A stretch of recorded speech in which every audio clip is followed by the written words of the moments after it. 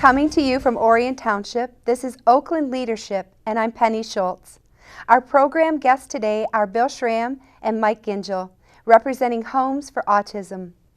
Homes for Autism was created by caring citizens, professionals, and parents of children with autism. Their goal is to provide financial assistance support and hope to those whose lives are touched by autism. Homes for Autism exists to help people achieve their best and brightest future. We are confident you will gain a deeper understanding of Homes for Autism, and we appreciate the support of our viewers' audience.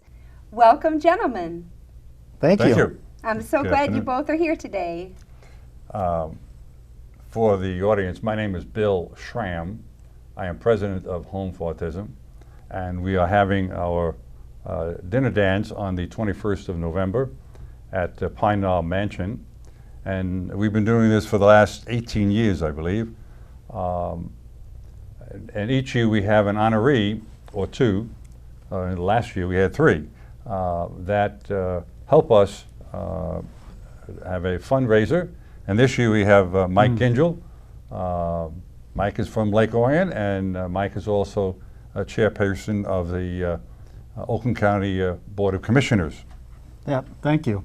Well, I mean, it's an honor to be involved at the Home for Autism, and it's an organization I just recently got involved in, but knowing Bill for many, many years and other board members within the organization, it really compelled me to get involved this year. And finding out what this group does, building homes so people with autism have a place to live and grow, it's a huge need in our community, and it's one that's growing.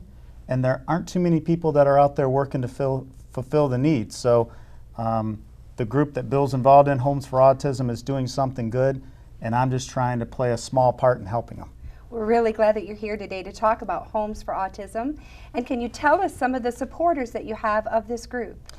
Yeah, I mean, I can speak a little bit to it, maybe let Bill elaborate on it. From my perspective, within my community involvement and political roles that I've had in the past, I've made a lot of acquaintances with business owners and companies within the county that are always looking to help good causes. So, my role is just to bring it to their attention and let them decide if it's something they want to get involved in. And companies such as Olympia Entertainment, Palace Sports, yes. Joe Sarah from Sarah Auto Group up in Grand Blanc, all people that I've known through different paths of life are actually stepping forward to help support the organization this year. However, I'm sure Bill can elaborate on many other stalwart supporters, people that have supported them throughout the years. Thank you for what the efforts that you have had this year. Mike has been extraordinarily and helpful in generating contributions and people coming to the dinner. You should keep in mind, however, that really we have a small group. Generally, we get maybe 125 people per year. Even when we had Lieutenant Governor Calley a couple of years ago as an honoree, we still didn't get more than 100, 125 people. We have only 6 homes in southeast Michigan, and the homes have adults who have autism living in the homes. And basically how we started was that we had a bunch of people who had kids who were getting older, and as the kids get older, mom and dad get gray hair. And as time progresses, the kids get a little bit larger and you can't handle them anymore. And so the MO that we follow is that you get a home, and they're basically regular homes. These are 3-bedroom homes in the communities we're in. They're, as I say, they're in southeast Michigan, a couple in Waterford, Livonia, Redford, Ypsilanti, and Livonia. These are places where you would not recognize a home any different than any other home in the subdivision. Regular residents. Regular residents, I mean, but we have from 1 to 3 residents that live in a home, and they have 24/7 care. We provide only the home. The individuals that move into the home, they have their representative payees or their guardians. They would sign a lease with us, and they would then rent the home. Basically, it's their home. And the reason for that is, namely, we don't control what's going on in the house, namely the 24/7 care. If you don't like a caregiver, you fire your caregiver. And that's what the individuals can do. The representative payees or the guardians, they can fire the caregiver. You don't like him? Fire him. But you keep your house. We started with a house in Redford about 1997. And the individual was in that house for more than 15 years. That's beautiful. And so people, when they move into the home, stay. I mean, and they're very, it's a very good MO that we follow. Namely, we buy a house, no different than you buying a house, except we try to get our equity a little bit higher than most people would have, because by having less overhead, if you will, or less nut to crack each year to have fundraisers that have an exorbitant challenge to you. If you have less money than you need to pay out, that means you're going to have your homes for a lot longer period of time. But many times I've gone through, given discussions with people, had lunch with people, and explained, well, what do you do? Well, I had one fellow one time went through this discussion as to how we operate, et cetera, and he says, well, I don't need you. And I said, well, I'm not trying to sell you anything. But what he understood that he had a daughter who was severely disabled. So he went out and bought a house and with somebody else, and they got a caregiver and therefore allowed them to proceed and understand that this is something that can be done. 2% of all boys that are born today have an autism issue. That doesn't mean they're going to live in our homes, but they have an autism issue. Yeah. And it's significant stuff. You'll hear, you don't have to go more than a couple, 3 people that you talk to, and you'll find out there's a son, there's a daughter, there's a niece or a nephew that has an autism issue. There's a need. There's a substantial need. And we're not trying to take care of the entire need, don't get me wrong, we can't. But we grow, we know how we can do things. I've been a member of a law firm, I'm a patent attorney, and I know how to run to try to make sure you have sufficient cash flow, which is very important, which is back to Mike. That's why Mike this year has been extraordinarily helpful in getting people to get interested. Because we've been around since the mid-90s, we're going through changes. The people that were founders, for example, they're gone. You have to keep finding additional people. This is available to the public. And this was founded by parents of children with autism. Absolutely. And caregivers. These were people who knew they were getting old and they couldn't handle their children. And I would just add, I've been involved in other organizations around autism and the spectrum around autism, and it's definitely growing, right? It's a big need and it's a growing need. The organizations that I've seen have focused really on the younger children. I haven't really seen too many focusing on those children that grow into adults, and how do you give them a life where they can have some independence but also be able to have the care that they need. And that's really what attracted me to Homes for Autism. The other interesting thing that I've learned as part of all this is watching the other entities, the nonprofits, also see the need and see the benefit that Homes for Autism is bringing. So you look at Easter Seals, you know, they're going to be attending and working with Homes for Autism this year, and there's others. And so what this group is doing, to Bill's point, isn't trying to service the entire need. It's found a niche that wasn't being served, and they're stepping forward to serving it. But they're inviting the community, businesses, you know, business owners, nonprofits, other charities to come alongside of them to really do the right thing for the people that need the services the most. And it takes all of us to be successful in this endeavor. It really does. I mean, you know, they talk about it takes a village to raise children. It takes a village to raise all of the people that have needs and that we as a community are obligated to help. And so, you know, growing up in the Lake Orion community, one of the things that my parents and grandparents always taught me was you look out for all your friends and neighbors, you try to do the right thing, and you put others before yourself. And again, when I started getting involved in this organization, I looked at Mr. Schramm and saw him doing that, and that's what's compelled me to get involved. I'm glad you're a part of it, Mike. I know that you brought some visibility and you're getting others to engage in this, like you mentioned Easter Seals and some of the other agencies. It's really important. Both of you gentlemen have held a similar role in Orion Township. You were both Orion Township Board of Trustees at one point. And you get connected when you're in a position like that. And you take your connectivity and you reach out to other agencies. And we're seeing that be a success, and I'm really appreciative of that. There are 2 things I want to mention. I mean, the first one that Mike brought up, namely the assistance of other organizations.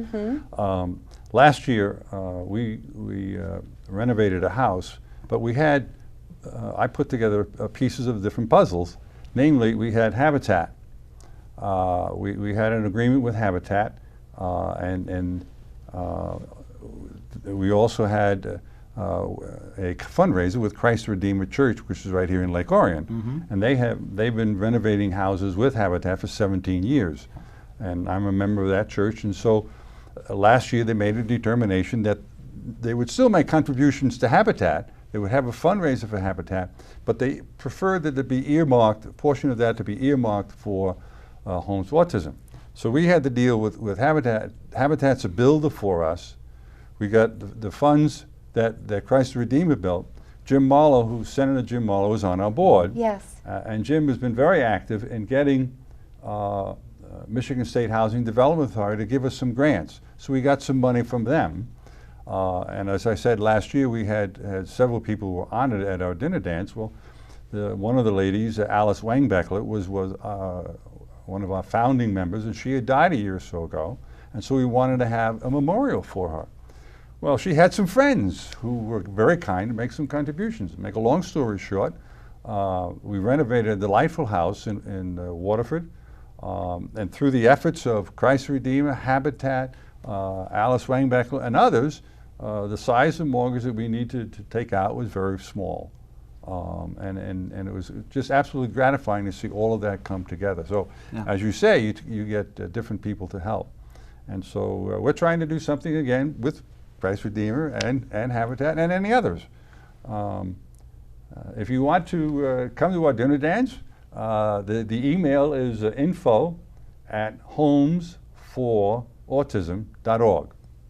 And the dinner will be held where? The dinner is at the Mansion in Pine Knob. The tickets vary in price depending upon how much we would like to contribute. If you get 10 people to show up, it's $150 a ticket. After that, it goes up. And it all goes to Home for Autism. It all goes to everything goes to Home for Autism. And we have our homes, as I say, we started in '97, so our homes are old homes, and they need renovations.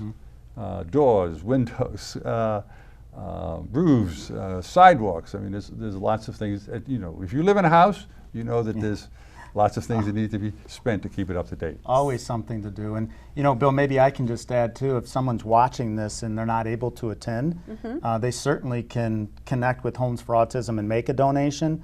But in addition to that, I know that there are a number of businesses in the community that may have things they might want to donate for the silent auction. A restaurant, maybe they can give a gift card or something of that nature.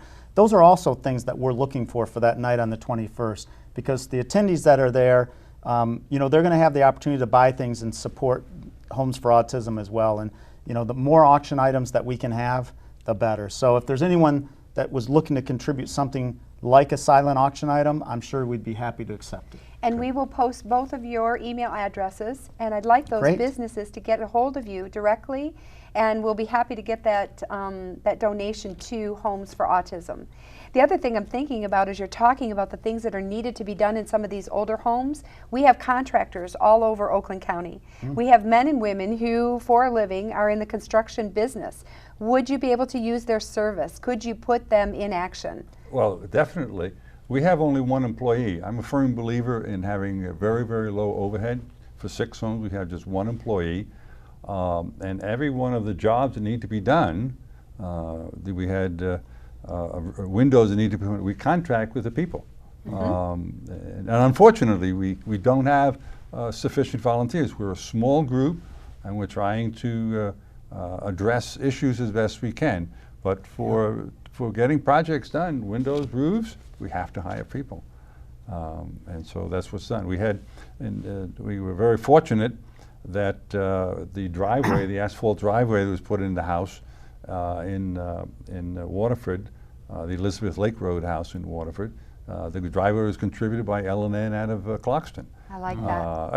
The driveway was just put in. It was marvelous. Yes. So the emails, the addresses that you have can be very useful, and more than happy to put you in contact with Ann Gerard, who is our executive director.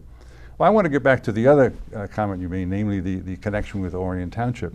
I've only been in Orion Township 44 years. I'm not here, the longest time. My Gingell family has been around forever. Yes. But I served on the Board of Trustees from 1980 through 1988, and Mike's uncle, Harold, who was kindly called Uncle Harold by everybody. He always was called Uncle Harold. Well, for the first 4 years of my 8-year term, I sat next to his uncle. So he always had lots and lots of good comments, always practical comments, always practical comments. I love that legacy. It's good. I mean, it's something that you appreciate as you grow up with, and what you learn in a community is simple things, right? You just stick to the basics. You don't have to get too complicated to be successful. And the biggest thing that my grandpa told me is, when you want to get something done, there's two ways to do it. You can either go after it the way you want to have it and your timing and the way that you want it, probably going to end up in conflict and controversy, or you can step back and figure out how to get others involved, let others put their ideas into it. It may not end up being exactly the way that you would have done it or exactly the timing in which you would have done it, but if you get it done and you get it done collectively where everybody's sharing in the success, that's a huge victory. And so, when you're out trying to get something good done and you're not worried about who gets the credit for it, you can be really, really successful. And so I give Bill credit for what he's doing with Homes for Autism, because you don't see him standing up and beating his chest. He's always trying to move the attention to the cause and raise money and put it in the effort. And that's something that I really appreciate from the small town values that I learned in Lake Orion. And one of my favorite lines at the Board of Commissioners, as the chairman, my job is to orchestrate the 21 commissioners on the board as the legislative branch of the county. And we have members from all over the county, big cities, smaller townships. And from time to time, we have members that want to make arguments and get on tirades. And my line to them as the chairman is, you just need to slow that down, because I'm a simple kid from Lake Orion that can't always keep up with all you silver-tongued devils from the cities. So put it in simple terms, tell me how it helps you, tell me how it helps everybody else, and then let's talk about how do we get it done. I like that. And then everyone wants to be a part of that because there's success in that. Exactly. Yeah, and you know that you're helping people who won't be able to help themselves in this way. Yep. I like that approach, and I like what Homes for Autism stands for. It says their best and their brightest future. And I think that's exactly what's taking place here. And it's also letting people get involved, like Christ the Redeemer and Habitat for Humanity and some of these other agencies that you're bringing to the table that might not have known about this until we begin to speak about it. I'm more than happy to reach out to any other organization. Habitat, when they had this arrangement, has realized that there's other ways of expanding what they're doing, namely to have partner with other charitable organizations, because the two goes together. Habitat and other charitable organizations assisting people getting into homes. Now there's an aside, it's a little chuckle that I have to put out here. Gingell has been a name that's been around a long time, but if you get a state of Michigan map, you will find the Gingellville on the map. Yep. Now I want you to know, those who are watching, that Gingellville is not a municipality, it is not a city, it is not a township. And I'd like to know how, on all of the Michigan maps, Gingellville is there. Because it's in our heart, and we all love it. I can actually answer that question if you want me to. Yes, I can. I'd like to know that. So maybe it's an ancient family secret, but even on Google Maps, if you get on and look at it, because many times people will say, I drove through this town, I think it had your name on it or whatever. Does. So, I kind of laugh and chuckle, and then they'll pull up their phone and show me. And the way it happened is my grandfather, Francis, and his brother Harold became friends with a lady that worked at the road commission who lived in the area. And one day they got to talking about, wouldn't it be great if we put this little place on a map within the state of Michigan? And it was that discussion and bringing in that person and just putting out the idea and letting other people take hold of it that put us to where we are today. And believe it or not, that is 100% a true story. And everyone in the township embraces that too. Yeah. We love Gingellville. Yeah, well, thank We've you. got Gingellville overlay. That's our kind of our downtown. A lot of great improvements are coming in that area as well. We're pretty excited about it. Yeah. We've got longevity, and that's really what we've got before us today, Yeah. is longevity. And with Homes for Autism, you're seeing that longevity as well. Well- This is your 19th celebration. We've been around since the mid-90s, and so that adds credence to It does. you're trying to say something to somebody asking for money. Mm-hmm. You know, you're trying to assist a group that's been around a while, and as I say, we have homes in a number of different communities around town, and so and we try to be good neighbors. I mean, I want you to know it's very difficult to be good neighbors, but we try to be. And so I've met the neighbors next to the house that's being built was built in Elizabeth Lake, and I met the people in the first house. And if those of you who are watching this that live next to the homes we currently have, if you have a complaint, let me know. You've got my email. Yeah. I would enjoy having you for a neighbor. Absolutely. Well, I think there's a couple things that are important too. I mean, again, within the county, I get asked or volunteer to get involved in a lot of nonprofit organizations, and there's a couple things that I think, at least from my personal perspective, I look at. You know, the first, you look at the cause. What is this organization trying to serve? And then you look at, are there other organizations that are trying to do the same thing? Or is it something that is needed but nobody's stepping forward to try to serve the need? The third thing you look at is really the administrative costs. So when you're raising money for an organization, how much of it really goes to the organization and how much of it goes to administrative costs? And then the third thing is, I look at the individuals that are involved in that nonprofit. Yes. Do I know them? Do they have credibility? And what I can say for Home for Autism, again, once again, they're filling a need that I haven't seen anyone else step forward to fill.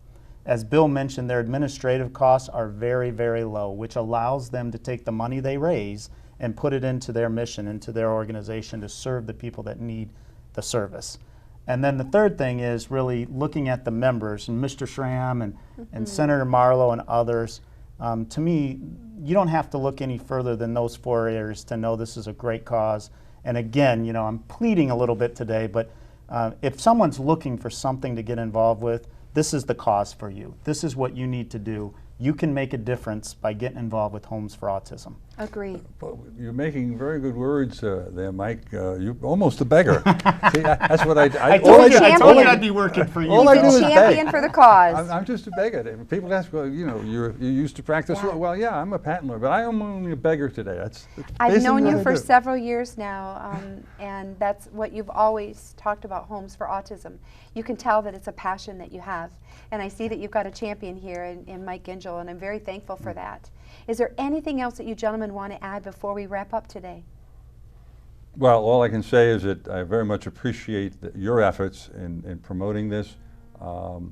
As I say, as a small group, we have been trying to expand the knowledge and let people know about us.